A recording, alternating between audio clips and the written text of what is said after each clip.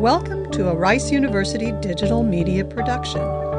For more information about us, please visit our website at www.rice.edu.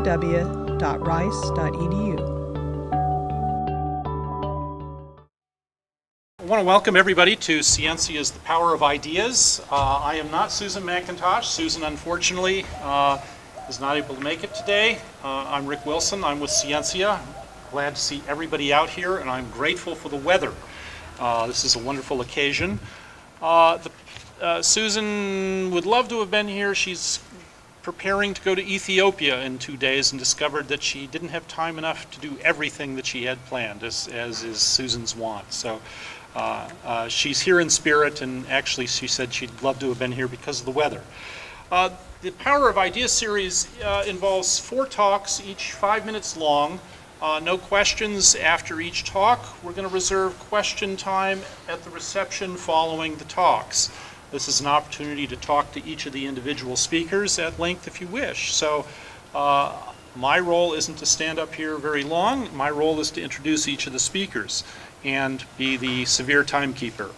Our first speaker is Marjorie Corcoran, Professor of Physics and Astronomy, speaking on symmetries. Marjorie, if you'd come on up. Okay, thanks very much. Oh, I'm really glad to be here. Thanks for the invitation. Emmy Noether was a German mathematician. She worked in the early part of the 1900s. She was referred to by Einstein and others as the most important woman in the history of mathematics. Her main body of work was in mathematics. She was well known for her very precise and abstract thinking. But physicists know her for a theorem we call Noether's theorem, which I'll discuss a little bit more in a minute. Her father was a mathematician. She originally was going to teach English and French, but she couldn't leave mathematics alone. She studied mathematics at the University of Erlangen, where her father was a professor, and she completed her dissertation in 1907. She then worked for 7 more years at that university without pay, and then she was invited by David Hilbert to join the mathematics department at the University of Göttingen, which at the time was a center of mathematics research. And she gladly accepted. For the first several years that she was there, though, she was not allowed to teach under her own name. Her lectures had to be in David Hilbert's name. It was there in 1915 that she discovered the theorem that physicists know her for, and this is the theorem, we call it Noether's theorem. Mathematicians probably have lots of other theorems attributed to her, but for us, Noether's theorem is the deep connection between symmetries of nature and conservation laws. Now let me give you some examples. What do I mean by a symmetry of nature? I like to use the example of playing pool. Suppose you're a really good pool player, you have a pool table in your basement, and you go to your friend's house who has a pool table in his basement. Well, you don't expect the laws of classical mechanics to be different in your basement versus your friend's basement. We say that the laws of mechanics are invariant to translations in space. I go from one place to another. The laws of physics are the same. Our life would be pretty chaotic if that were not the case. But Noether's theorem tells us that this symmetry of spatial translations leads directly to conservation of momentum. Now, you may not know the term conservation of momentum, but you really appreciate it if you're driving an SUV and you're rear-ended by a Mini Cooper versus being rear-ended by a semi. Okay, another example would be rotations in space. Suppose you take your pool table and you rotate it 90 degrees. Well, you don't expect the laws of classical mechanics to be different when you rotate your apparatus by 90 degrees. And in fact, Noether's theorem tells us that the symmetry under rotation leads directly to angular momentum conservation. Now, you may not know that term. Every figure skater knows what it means. When a figure skater goes into a spin, she can pull her arms in and spin much, much faster. To break the spin, she'll throw her arms out. An example of conservation of angular momentum directly related to our symmetry under spatial rotations. Okay, one more example. If I play pool this afternoon and I come back and play again tomorrow, I don't expect the laws of physics to be different tomorrow than today. That symmetry under translations in time leads directly to conservation of energy. Okay, so those are three examples that really we live with in our everyday life. That connection between conservation laws and symmetries is so strong that we work it the other way. If experimentally we discover a symmetry, well, or discover a conservation law, well, there must be an underlying symmetry that leads to it. And to give you an example, we'll take conservation of electric charge. Everybody knows that a hydrogen atom is one proton and one electron. Together it's neutral. I can pull them apart. I'll still have a positive and negative charge. These charges are conserved. If I have a positive charge, it doesn't go away. I don't create it out of nothing, nor does it go away. I can put a positive and negative together to get neutral, but my net charge is still conserved. That is something that's absolutely conserved. We believe that goes back to the very beginning of the universe. What's the underlying symmetry? Well, now we understand it. Okay, it's a fancy word. We call it local gauge invariance, but we do understand it in our theories of the electromagnetic interaction. And in fact, it makes a prediction. That symmetry predicts the existence of light. Oh, gee, that turns out to be right. Okay. So, everything works. What's the puzzle? The puzzle is that we have a conservation law very similar to conservation of charge, but we don't have an underlying symmetry. And that conservation law is conservation of, let's just say, the number of protons that we have. If we have a proton, it doesn't disappear. Oh, if I happen to have an antiproton nearby, I might bring it in and annihilate. But that's just like charge. I have plus and minus, the total 0. So we have this conservation law. It's never been violated in any experiment that we do in the laboratory. The problem is we have no underlying symmetry to support it. Well, that makes us think that that conservation law is not absolute. And in fact, it's not absolute. We already know that because our universe is not made of equal amounts of matter and antimatter, right? We don't have, I said if you happen to have an antiproton around, well, we don't have antiprotons lying around. Why not? This is a fundamental puzzle related to the symmetries. I see I'm out of time. And really, Noether's theorem is the foundation of our understanding of why here we have a conservation law with no symmetry. It must not be absolute. So this unbalance of matter, antimatter in our universe is a puzzle we've been working on in physics for the past 50 years. Now, Noether worked at Göttingen until 1933. She was a Jewish woman, had to leave Germany. Fortunately, she was able to go to Grimoire and stay there only 2 years. She died in 1935 at a young age. But we're about to come on to the 100th year of her discovery of this deep connection between symmetries and conserved quantities. And I'm hoping we'll have some celebration of that great discovery. Okay, now we go from protons eating protons to animals eating animals. Evon Semen is giving a talk on who's eating who. Evan. Is it good? That's good. Set the timer. You're on. Thank you. So I'm actually going to talk first not about science, but just about people. So way before we were scientists, one of our big challenges was finding something to eat and not being eaten. And that really is the same thing as food web ecology. So the very first time that people started talking about food webs and relationships between the eating and the being eaten probably goes back to Darwin. And he talked a lot in his Struggle for Existence chapter in The Origin of the Species about the importance of finding food and not being food.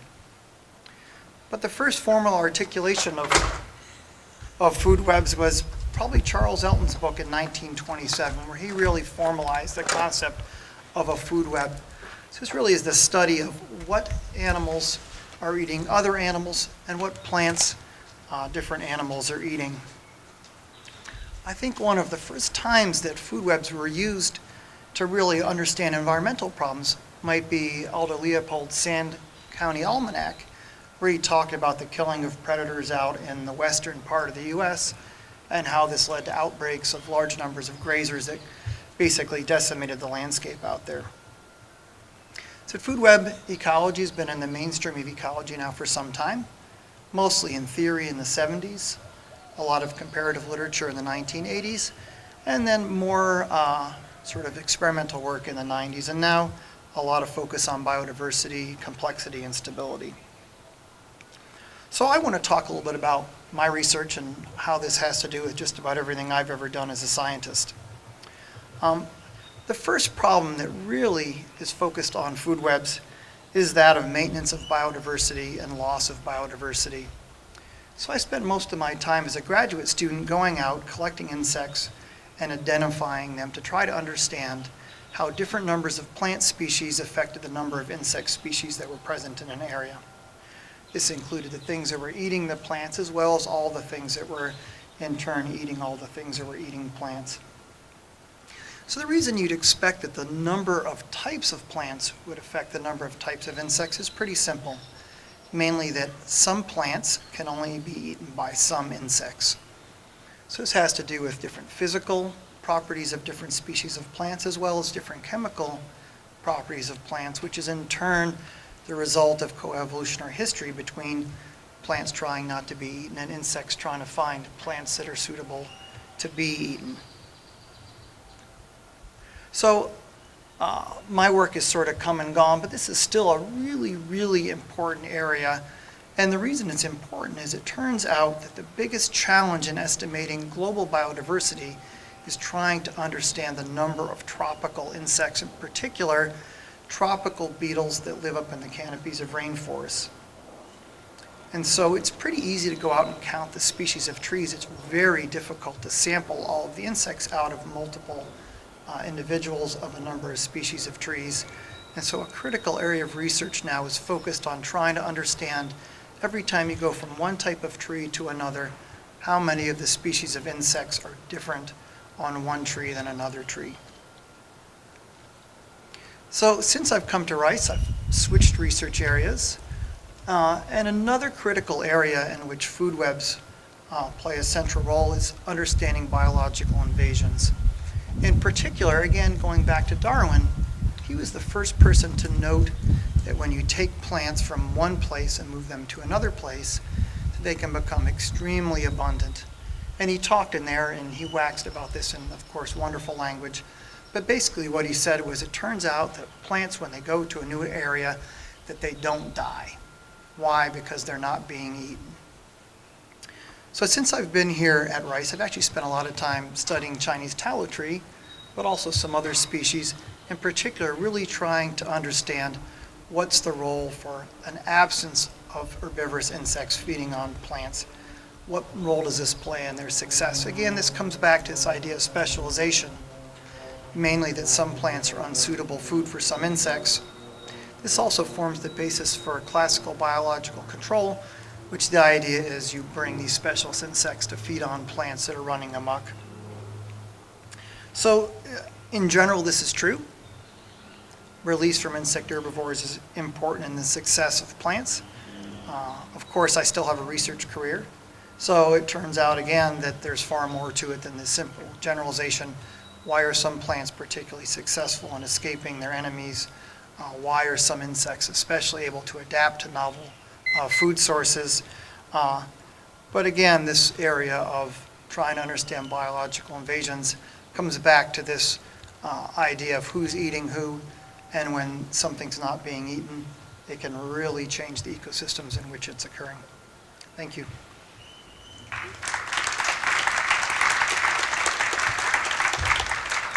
Right on time. Thank you very much. Our third speaker is Rosemary Hennessy, Professor of English and Director of the Center for the Study of Women, Gender, and Sexuality. Rosemary. I'm going to talk today about standpoint.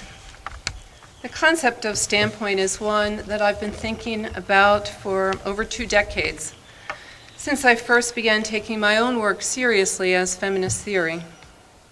It's fair to say that standpoint theory has been one of the most significant contributions to materialist critiques of Western epistemology.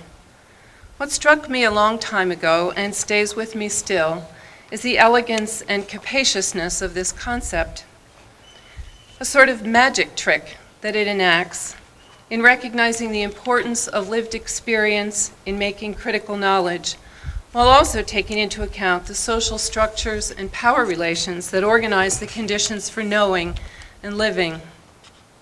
Standpoint theory has a long legacy. It is rooted in concepts from historical materialism that leading intellectuals in the early 1980s integrated into feminist critique. Among them were the sociologists Patricia Hill Collins and Dorothy Smith, the philosopher Sandra Harding, and the political scientist Nancy Hartsock, all of them pioneers in their fields who developed the notion of standpoint from the insights of Karl Marx and Friedrich Engels, Antonio Gramsci, and Georg Lukács, among others, in order to formulate a more coherent explanation of feminism's authority. Standpoint refers to a position in society, a lived social location. The feminist standpoint is a critical perspective that emerges from women's lives. The argument for women's lives as the basis for knowledge unmasks the partiality of what had been accepted for generations as universal truths, but that actually represented knowledge from a very specific and narrow social location, the lives of men in the dominant group.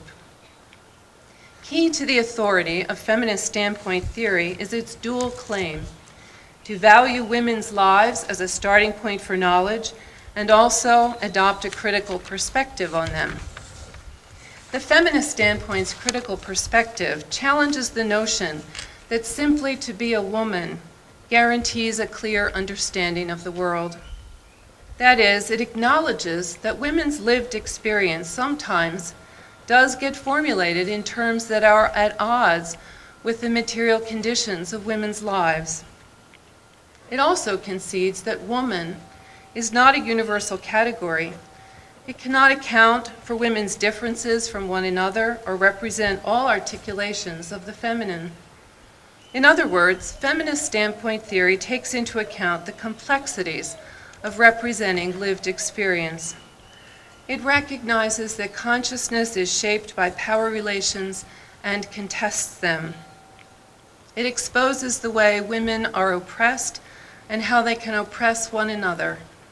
And it uncovers structures of exploitation that bind men and women differentially across suburb and ghetto, metropolis and periphery. It discloses how ruling ideas uphold these arrangements even as they work to conceal them. The materialist component of a feminist standpoint is, for me, its most compelling feature. Encoded in the word standpoint is a systemic analysis that grounds knowledge in something as basic as our dependency on one another. That is, our survival and well-being as living bodies depends on collective labor to meet human needs. From this standpoint, ideologies of gender and race are particularly charged sites of struggle because they are integral to relations of labor and power that extend across institutions and everyday practices. Standpoint theory has brought to the disciplining of knowledge a robust analysis of the ways science is never disinterested. It intervenes in and augments scientific paradigms by drawing upon the critical good sense of those on the margins that challenge the devaluation of the feminine in common sense, as wives, mothers, and all manner of abjected and disposable subjects. Capital is still accumulated through the persistent devaluation of feminized subjects, men and women both. Women make up over half the world's population, perform most of the socially necessary labor of caring for the young and the elderly, and yet remain unrepresented or underrepresented among most of the valued faculties in higher education, in science and engineering, economics, political science, and philosophy.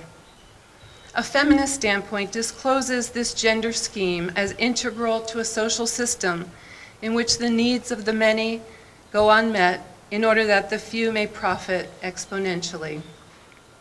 Feminist standpoint theory is pertinent today as it was when I first encountered it 25 years ago. It is an incisive supplement to science because it probes the power relations that structure what we know and asks why knowledge is organized or disciplined as it is. Standpoint theory has been embraced by feminists who are men and women both, and it remains a valuable and necessary stance for intellectuals who work in universities and in other walks of life. Indeed, it is a capacious perspective open to continual elaboration by all who embrace the possibility of a Scientia dedicated to pursuing less partial truths and a more just world.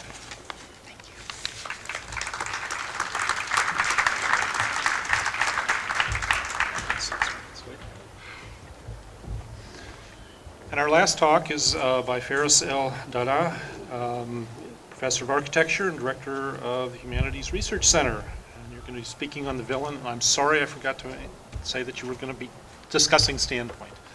Ferris, you got it, yes. Love those short titles. Be it on CNN or in a recent movie like Zero Dark 30, the notorious Osama bin Laden has generally been depicted as the quintessential villain.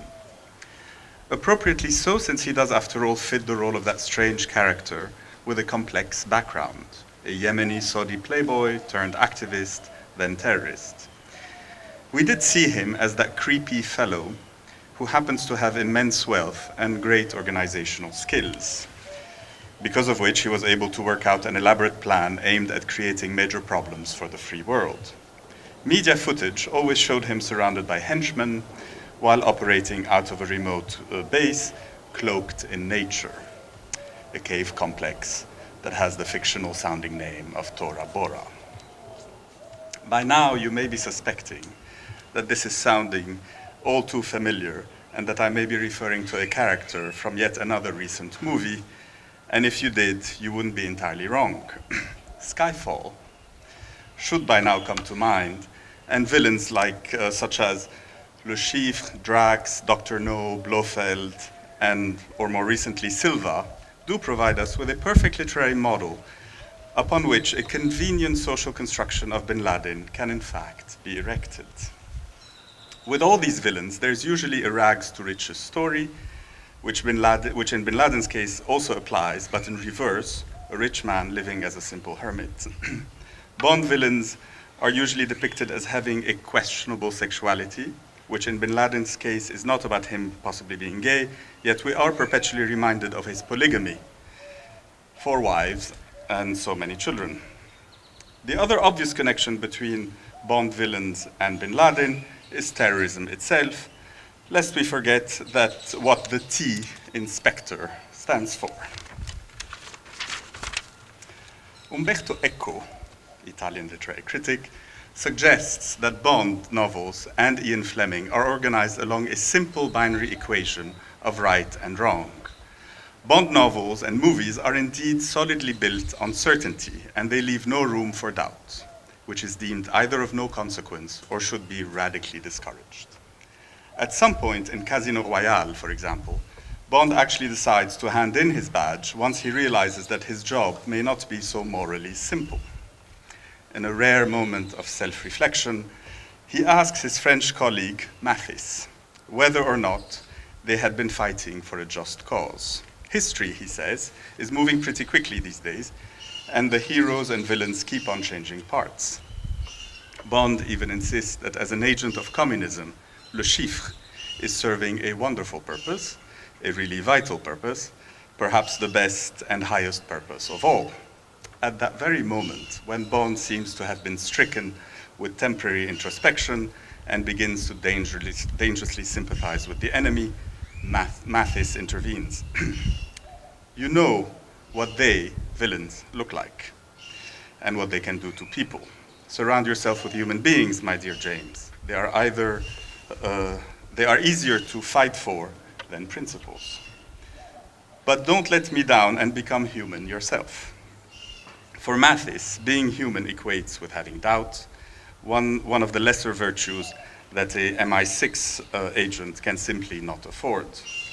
In such a Manichaean vision of the world, neither Bond, nor a US president for that matter, are meant to meditate on the principles of truth and justice. One possible consequence of recognizing that movies and crisis rhetoric share the same narrative structure is this. A borrowed plot had not only a given end, but most importantly, it has a reassuring end. The plot usually goes as follows. A Western alliance sends a special force to a faraway place in order to avert further terror plans that are conceived by a villain of ethnic origin who makes use of resources and organizational skills against the West with catastrophic consequences. The villain is then defeated, always. He dies horribly, yet his criminal holding company inevitably returns in the sequel.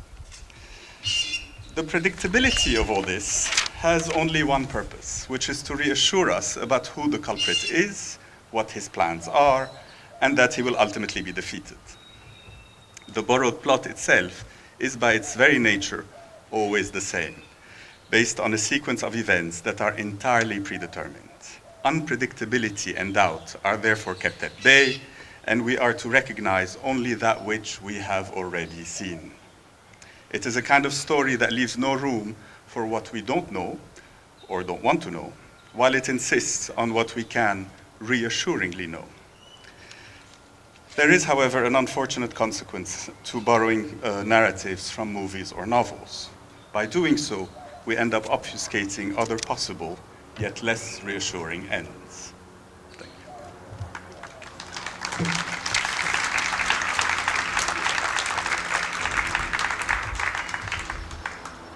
I want to thank all of our speakers for very illuminating discussions. Part of what Scientia is trying to do with the power of ideas is to get faculty to talk about quick, important, critical ideas that have pushed them forward. And I think we heard 4 wonderful talks today on a very nice day. I want to thank all of our speakers, and I would like to invite all of you to join the speakers and, at a reception. And if you have chances to ask the speakers questions, please avail yourself of doing so, and we will see you next April on hopefully a similar kind of nice day. Thank you very much for your attention.